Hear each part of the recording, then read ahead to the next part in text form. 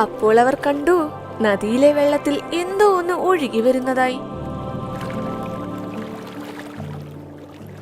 അതെന്താ?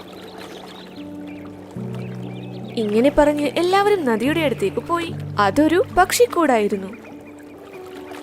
അതിന്റെ അകത്ത് ഒരു പാവം കുഞ്ഞു മൈന കിടപ്പുണ്ടായിരുന്നു. മോണ്ടുകുരങ്ങൻ ആ കൂടെടുത്ത് തറയിൽ കൊണ്ടുപോയി വെച്ചു. എല്ലാവരും അവിടെ നോക്കി നിന്നു. ഓ, ഈ മൈനയെ കാണാൻ എന്താ ഭംഗി! ഇതിന്റെ കണ്ണ് പോലും ഇതുവരെ വിരിഞ്ഞിട്ടില്ല. എനിക്ക് തോന്നുന്നത് ഇതിപ്പോൾ ജനിച്ചതേ ഉള്ളെന്നാണ്. എന്നാൽ ഇതിന്റെ അമ്മ എവിടെ പോയി? ഇതിന്റെ ചുണ്ട് സ്വർണം പോലെ തിളങ്ങുന്നുണ്ട്. ഇങ്ങനെ ഒരു ചുണ്ട് ഞാൻ വേറെ ഒരു പക്ഷിക്കും കണ്ടിട്ടില്ല. എല്ലാവരും ആ കുഞ്ഞിനെ പറ്റി തന്നെ ചിന്തിച്ചു നിന്നു.